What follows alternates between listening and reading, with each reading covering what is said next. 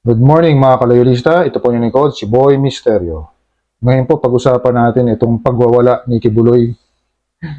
Nagwawala na po eh.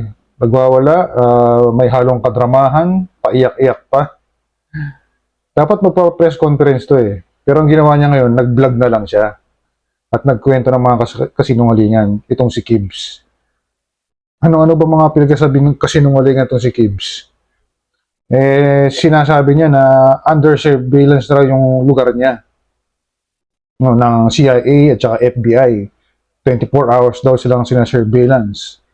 At anytime pwede raw siyang arestuhin ng CIA or ng FBI with cooperation of our government dahil isinuko na raw siya ng ating gobyerno, nila PBBM at Madam Lisa. Nakipag-coordinate na raw. Talagang rocking-rocky at saka digong yung galawan niya ngayon. Na mahilig mag-gaslight. Ginagaslight niya yung ating gobyerno. Nako naman talaga, oh. Ginigipit na raw sila. O kabaligtaran yun, kayo ang mahilig manggipit. Pinalalabas yung nagigipit kayo. Naginigipit kayo. Pag nagigipit na talaga kayo dahil sa agawan nyo. Hindi kayo ginigipit. Dahil sa mga kalokohan nyo at katarantaduhan nyo na pinagagawa nyo sa buhay nyo, kaya ngayon kayo sinisingil. Diba? Yun lang yun eh. Tapos magagaslight kayo sa gobyerno natin. Wala namang ginagawa yung gobyerno natin kundi magtrabaho na magtrabaho para mapaangat ang ekonomiya ng ating bansa. Pero kayo, nanggugulo kayo. Yun ang totoo. Sakit kayo sa ulo ng lipunan na to. Sakit kayo sa ulo ng ating gobyerno. Yun ang totoo. Kaya kayo nakakabahala na kayo eh. Lalo itong latest na pakinig ni Kibuloy, ang sinasabi niya, nag-uudyok siya ng people power, no? Alam mo, alam naman natin lahat eh, pwede siyang kasuhan ng sedition o rebellion.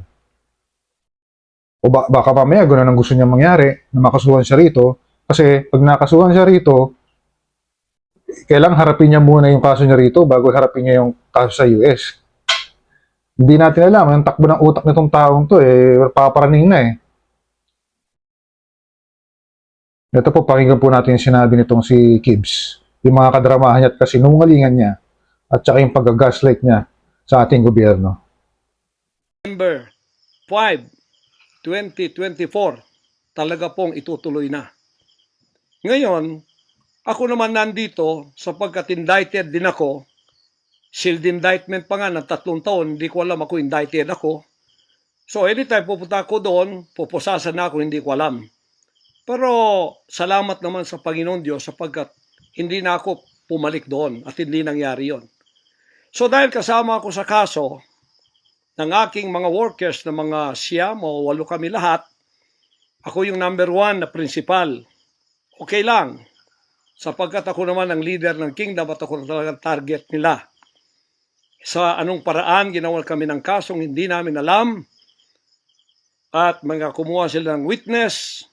Handa na po kaming lahat ng aming depensa, lahat ng aming documents ng aking mga lawyers, US-based lawyers, handang-handa na po kami. Pinopospon nila palagi, pero ngayon hindi na.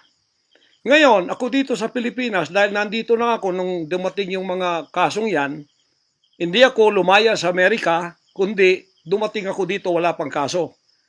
Kinasuhan ako ng naka-sealed indictment, hindi na ako nakabalik doon, pero nandito na ako sa Pilipinas.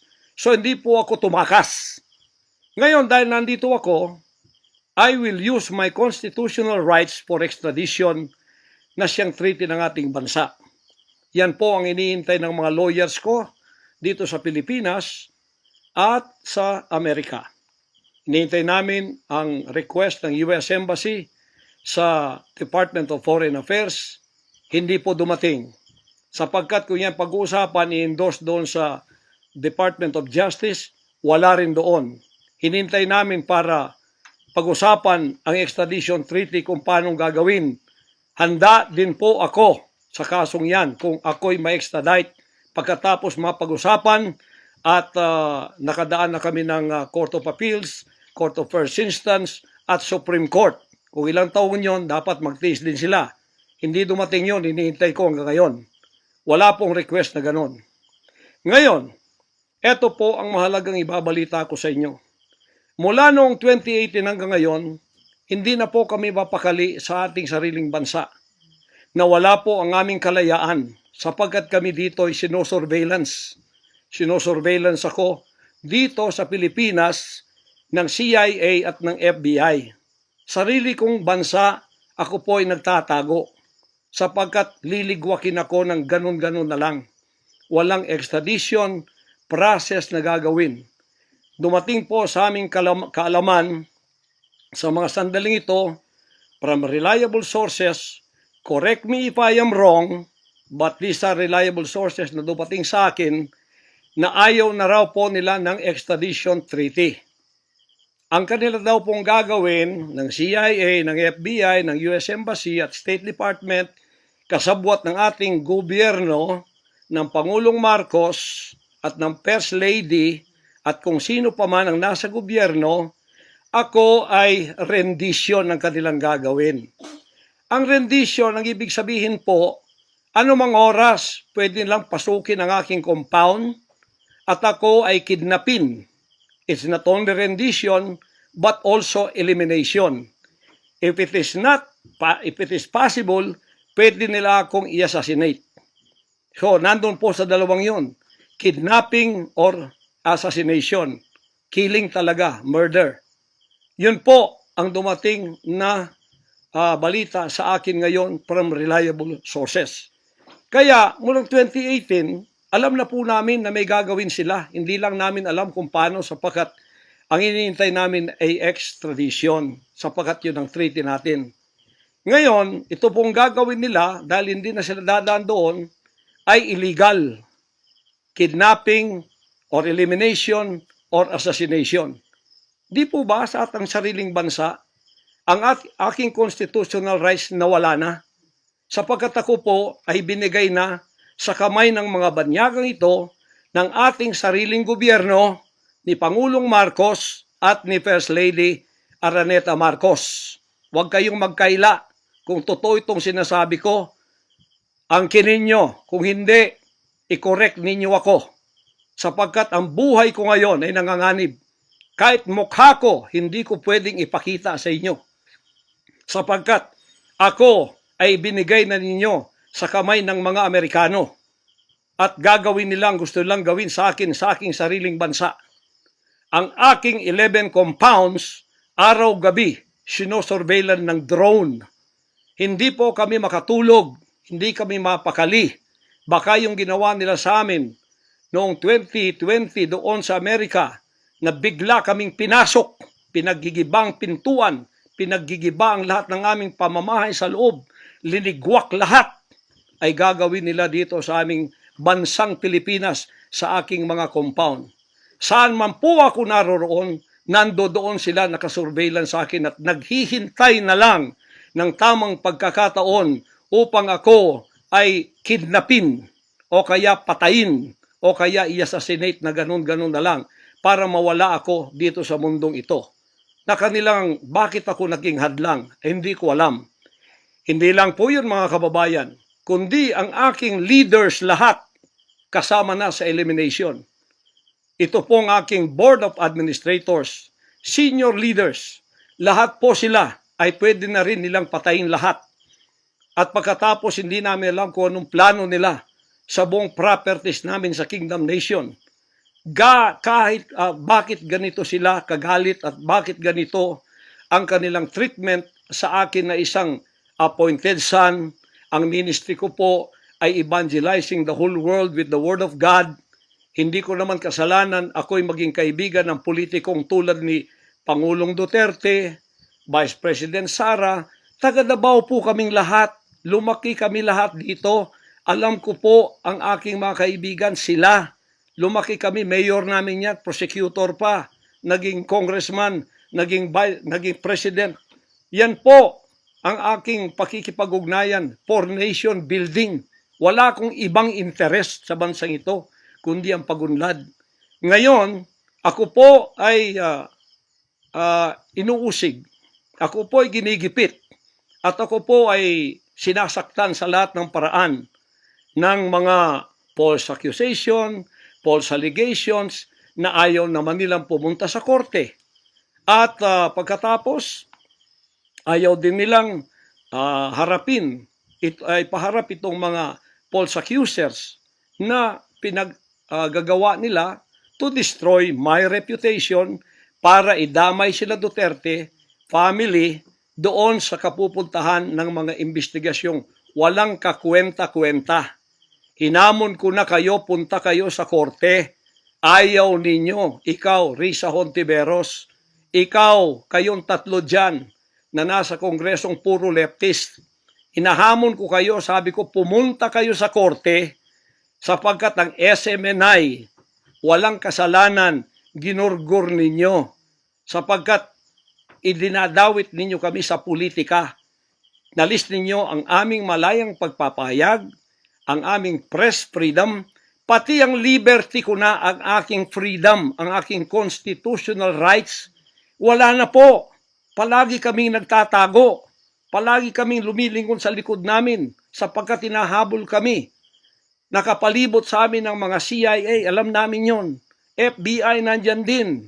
Pinag-usapan na ito dyan sa State Department. At ang reliable sources dumating sa akin.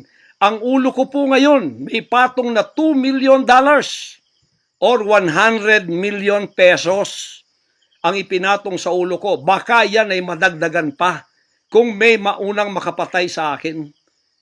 Ano ang nangyayari sa bansa natin? Ngayon, mga kababayan, ay meron pa pong gagawin daw sila sapagkat meron na daw silang search warrant. Pagkatapos daw, isi-search ang aming lahat ng compound. At hindi daw kami papayagan na merong witness na sasama. At ang balita namin, kung ito'y totoo, sa reliable source ay nagsasabi na paplantingan daw kami ng bomba, guns, and drugs sa aming mga compound. Yan po ay aming babantayan. Sinabi ko na po muna sa inyo dito sa live na to para kung mangyari man ang mangyayari, sapagkat wala po kaming ganon, ay sila pong may kagagawan nun. Ganito ka-evil ang kanila pong mga pag-iisip sa ngayon, masyadong desperado, aywan ko kung bakit. Kung kayo nasa katotohanan, nasa kapangyarihan, bakit kayo natatakot?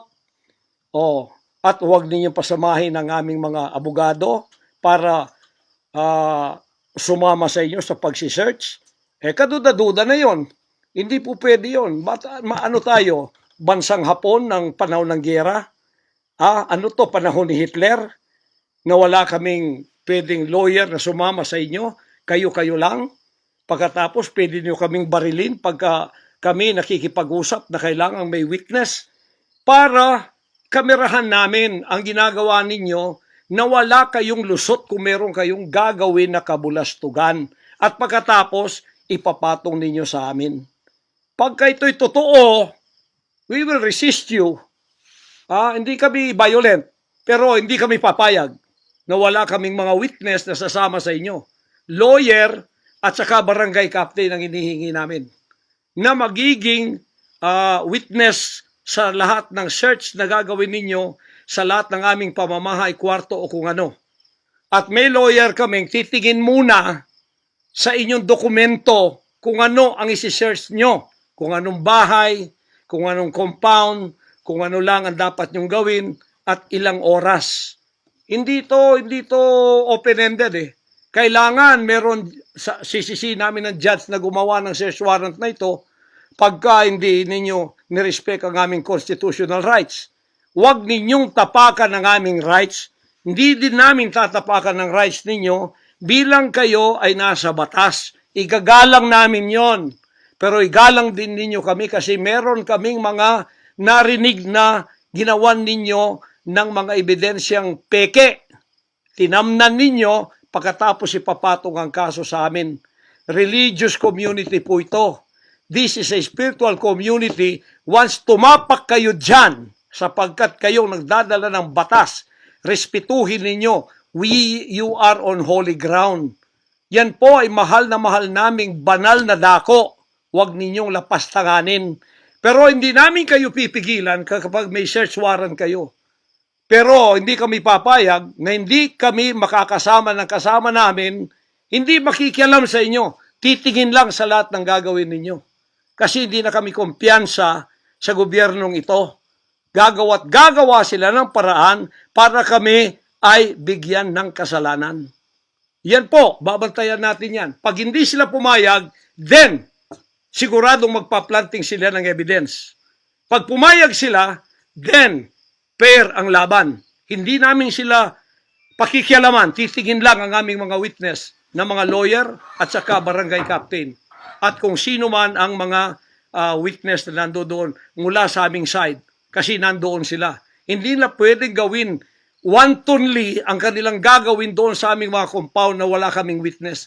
Because they can do anything to implicate us, to plant false evidences and charges against us.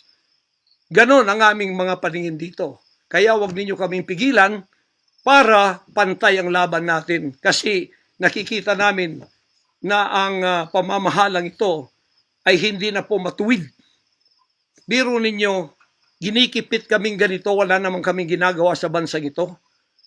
Sinabi ko na muli, hindi kami nagdi-deal ng drugs, hindi kami violenting tao, hindi kami terorista, mangangaral kami ng mga salita ng Diyos. In fact, dito sa aming compound sa Tamayong, kami ang nakapagbigay ng peace sa mga kababayan nating sinisila ng CPP and PNDF, tinatakot at pinapatay. Ngayon, wala na sila, may peace na kami. Ito namang gobyerno natin, ito ang ginagawa nila sa amin. Biro ninyo mga compound na religious ng Kingdom of Jesus Christ, ginaganito nila. Pero yung pagnanakaw nila sa gobyerno, wala silang sabi. Tiklop bibig. Hindi sinisearch ang mga bahay na pinagbibili nila. Nagamit ang pera ng gobyerno. Anong klase kayo? Sige, gawin ninyo ang gusto ninyong gawin sa amin. Pero kami tatayo sa aming constitutional rights. Whatever happens. Tatayo ako sa kalayaan ko sa bansang ito na pinakamatyan ng aking mga national heroes. Yan mga kababayan, bantayan po natin. Hindi po ako magpaparesto sapagkat ako po ay siguradong papatayin. Kasi rendition na ang kanila, hindi na po extradition. Kaya wala na akong kalayaan at wala na po akong depensa sa sarili ko, kundi ang Panginoong Diyos lamang. Kung paano itinago ng Diyos si Elijah sa evil woman na si Jezebel, nang nagpakain sa kanya ay mga ibon na lang. Ganon din ang gagawin ng Diyos sa akin. Hindi ako ibibigay sa kamay ng masasama pag ganito ang pamamahala. It's an evil, unrighteous administration. I am telling you that. Bantayan natin to mga kababayan ko. 73 years na po ako. Magse-74 years na ako dito. Lahat ng administrasyon na daanan ko na. Lahat ng mga naging pangulo. Mula kay Diosdado Macapagal. Mula po sa malit pa ako kay Magsaysay. Kay Carlos P. Garcia. Kay Diosdado Macapagal. Kay Marcos Sr., kay Cory Aquino, pagkatapos kay Ramos, pagkatapos kay Gloria Macapagal, pagkatapos kay Erap, pagkatapos kay Ramos, pagkatapos si Aquino, Noynoy, pagkatapos ang ating Pangulong Duterte. Wala po kaming nadaanan ganito na ginigipit kami sa aming sariling bansa ng mga dayuhan. Nakasabwat ang ating pamahalaan na aking sinuportahan pa naman noong nakaraang eleksyon.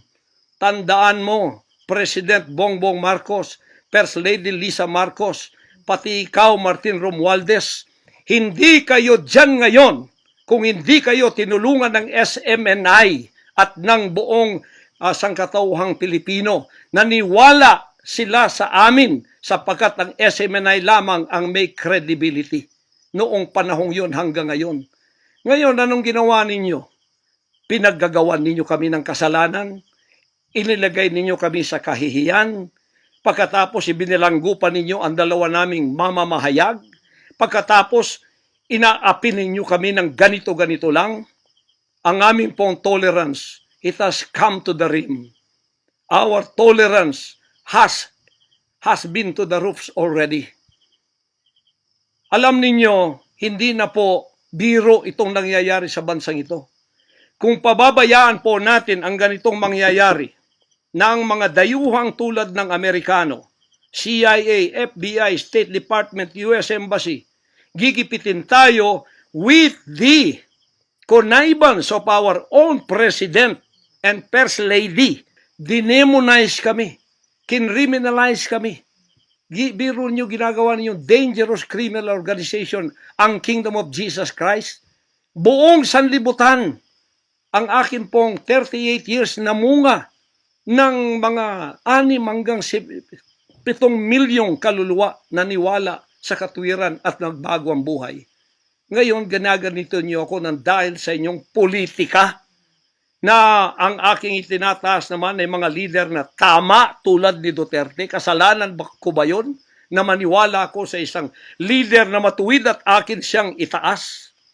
Pagkatapos ganito kayo kadesperado para ako'y patayin at ang lahat ng aking mga senior leaders papatayin din hanggang yung mga leaders na pwede pang pagkatiwalaan papatayin ninyo. And then you take over all of our properties and compound. Pagkatapos, lilinlangin ninyo ang mga tao. Pagkatapos, magtatayo kayo ng sariling korporasyon. I-incorporate ninyo doon ang lahat ng properties na pinaghirapan, blood, sweat, and tears ng aking mga members all over the world. Tapos, biglang-bigla, ililipat ninyo doon sa inyong bagong korporasyon. At pagkatapos, itataas ninyo ang kamay ng isang tao tulad ni Bandari at sasabihin ninyo, ito ang leader ninyo ngayon. Ginaganito ako. Sino pa kaya kayo, mga kababayan ko? Bumukas na po ang mata natin. Magkaisa na tayo at alisin ang evil administration na ito na siyang ginagamit ng masamang espiritu upang ang kadiliman ay bumalot sa buong bansang Pilipinas. Anong tingin ninyo sa akin bilang pastor? Dinemonize. Ang reputasyon ko pinagsisira. Ngayon, hindi na ako buhay. I am a living dead. Kung wala Panginoon Diyos sa akin, pinatay na ako sapagkat lahat ng gadgets nasa sa kanila. Hindi ko po na-enjoy ang aking kabataan sapagkat hindi ako nagliwaliw. Ako po'y nangaral. 50 years na akong nangangaral. 38 years in the kingdom ministry. Ni isang sigarilyo hindi tumama sa bibig ko. Ni maliit na bisyo, hindi ko pinasok. Ako po ay hindi nag-asawa. Ngayon, inaakusahan ako ng napakaraming babae. Ito po ang kasalanan ko. Pinayaman ako ng Panginoon Diyos, akala nila sa akin. Single ako, kaya pinag-aagawan ako. Pagkatapos na ako ay maghihindi, mapapahiya, ibabaligtad nila sa akin. Yan ang tinatawag kong Potiphar's wife syndrome. Hindi po ako nagsasalita ng ganito kasi mapahiya ang mga babaeng yan. Nag-aagawan sila. Mahirap man sabihin. Pinag-aagawan nila ako. Dahil nananawagan sa mga magulang, mayaman na tayo pag nangyari ito.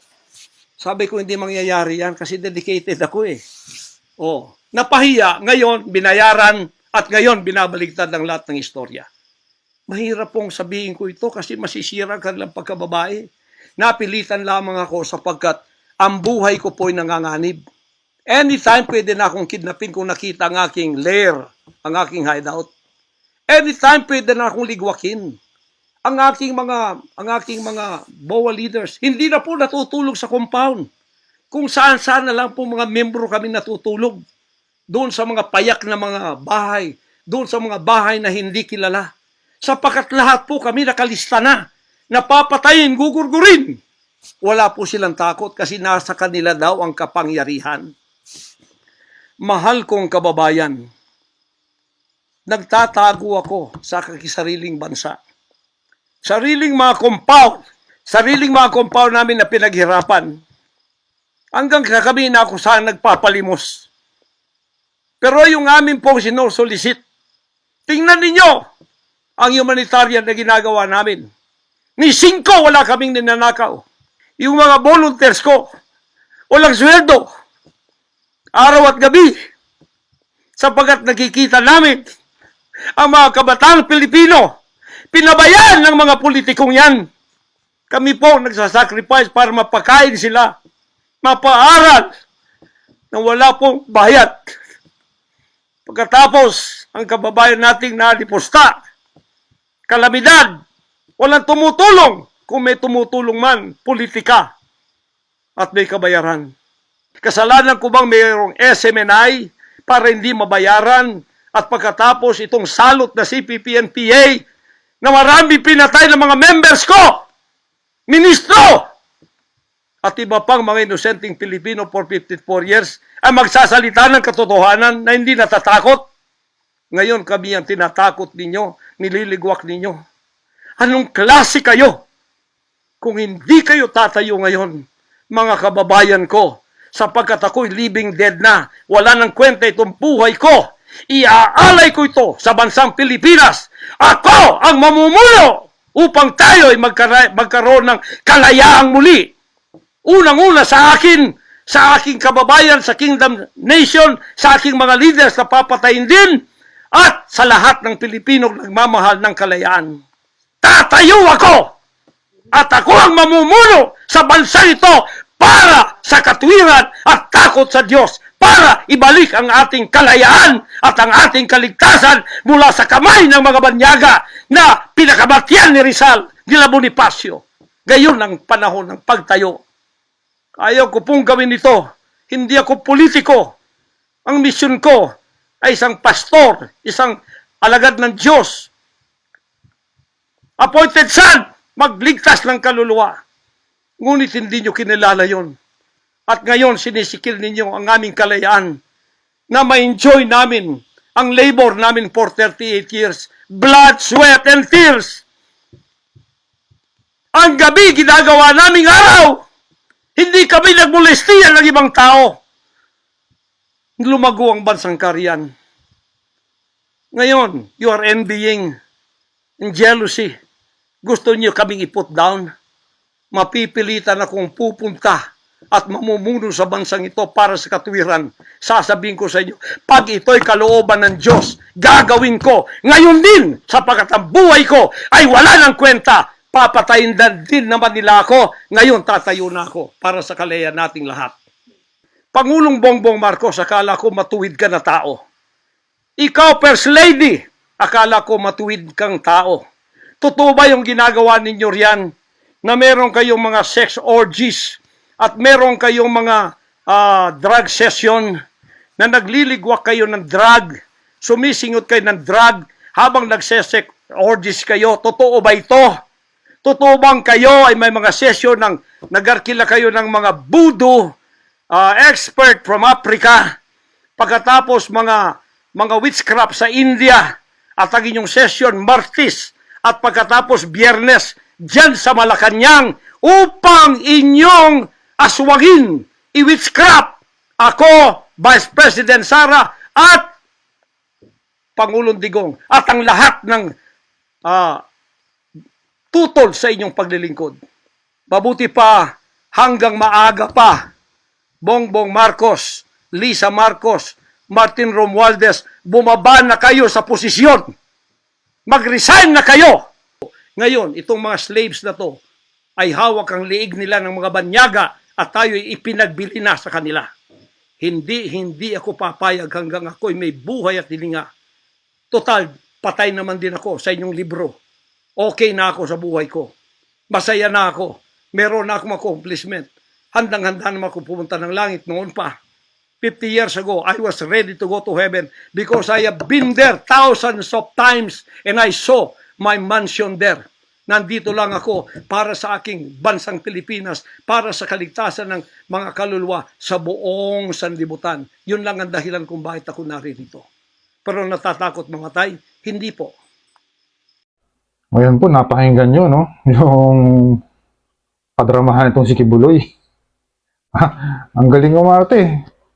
DDS na DDS ang mga galawan niya. Parang si Rocket, tsaka si Maudigs lang, di ba? Eh, paiyak-iyak pa. Nahanda na rin siyang mamatay. Talaga lang, ha? Eh, ba't nagtatago ka o handa ka nang mamatay? Di ba? Ang lilaw-lilaw ng mga sinasabi mong kasinungalingan. Di ba?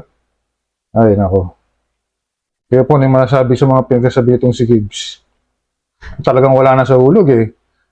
Ang sinisisi pa ang ating gobyerno. Samantalang ang may gawa niyan, ikaw mismo dahil binanggit mo pa dyan, 2018 pa yung kaso mo sa US. Nung malaman mo lalabas na yung kaso mo, tumakbo ka pa uwi dito. Kabalik ka kay PBBM eh. Si PBBM umuwi dito para harapin ang kanyang kaso. Ikaw nagtatago ka. Di ba? Ito mga pinagsasabi mo rito, punong-puno ka ng galit at hinanakit. Di ba? Dahil din yan sa kaagawan mo. Sa mga kasalanan na ginawa mo sa kapwa mo. Ang dami reklamo sa'yo. Mga bata, babae, minor. Kaya katakot na takot, humarap. Dahil posibilidad, totoo yung mga bintang sa'yo. Kasi kung hindi totoo yung bintang sa'yo, dapat harapin mo. Hindi yung ginagaslight mo ang ating gobyerno, sinisisi mo na nakikipagsabuatan na sa CIA at saka sa FBI para hulihin ka. Diba? Punong-puno ka ng kadramahan. Mga magbabarkada nga kayo. Mahilig manisi. O mga kaloyrista, abang-abang po natin kung talagang totoo yung sinasabi ni Gibbs na dadamputin siya. Maghanda-handa tayo ng popcorn, no? Manood tayo sa mga susunod na kaganapan dito kung talagang totoo itong mga kasinungalingan na sinasabi niya. Nadadamputin na raw siya. So hanggang dito na lang po muna. Ito po ang lingkod, si Boy Misterio. Please like and share my video and please subscribe to my channel.